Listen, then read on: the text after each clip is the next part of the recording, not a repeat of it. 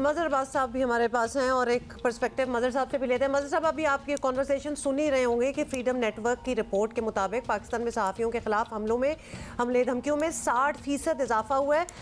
तो बहुत सी चीज़ें, बहुत सी बातें होती हैं। हर हुकूमत सहाफ़ियों के हकूक़ के दावे बहुत करती है, लेकिन शायद अमली तौर पर करना कुछ भूल जाती है या इंटेंशन नहीं होती। होता क्या है फिर?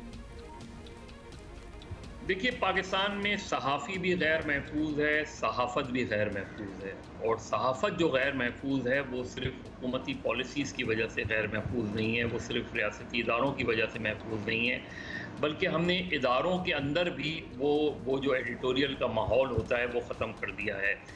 एडिटर्स ख़त्म कर दिए हैं हमने। और एक बड़ा जो इस वक्त मीडिया पे एक बड़ा इल्ज़ाम आ रहा है वो क्रेडिबिलिटी का आ रहा है, वो एक मॉरल वैक्यूम का आ रहा है। मीडिया पॉलिटिकली डिवाइडेड है। एक पॉलिटिकली डिवाइडेड और जो है मीडिया जो है, और जहां उसमें इख्तलाफ भी हो, डिवाइडेड हाउस हो, उसके लिए बड़ा चैलेंज है। याद रखें, जो सोशल मीडिया का चैलेंज है वो दो तरह का है। सोशल मीडिया एक बहुत ही मौसर ज़रिया है इज़हार राय का, लेकिन उसके अंदर कोई एडिटोरियल कंटेंट नहीं होता, उसके अंदर कोई एडिटोरियल कंट्रोल नहीं होता। और अनएडिटेड जो मीडिया है वो बहुत डेंजरस भी होता है। वो इंफॉर्मेशन का एक फ़्लो है, लाखों की तादाद में इंफॉर्मेशन आपको मिल रही है, आपको बेइंतहा जो है वो ट्रेंड्स मिल रहे हैं, लेकिन हमें ये नहीं पता कि ये ट्रेंड्स जो हैं, ये इंफॉर्मेशन जो है, ये इंफॉर्मेशन है, मिस इन्फॉर्मेशन है या डिस इन्फॉर्मेशन है।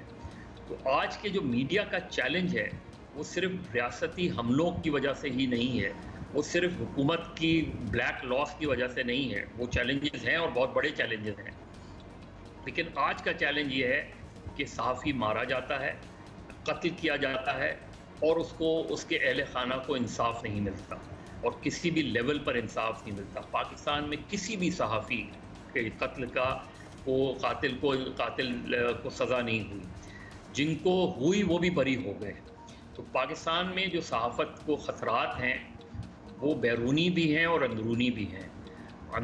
बैरूनी से मुराद ये कि वो स्टेट एक्टर्स भी हैं, नॉन स्टेट एक्टर्स भी हैं, और अंदरूनी जो ख़तरात ये हैं कि उसकी लाइफ सिक्योरिटी के इश्यूज़ भी हैं, उसकी जॉब सिक्योरिटी के इश्यूज़ भी हैं, उसके जो है सैलरीज़ के इश्यूज़ भी हैं, उसके कॉन्फ्लिक्ट्स भी हैं।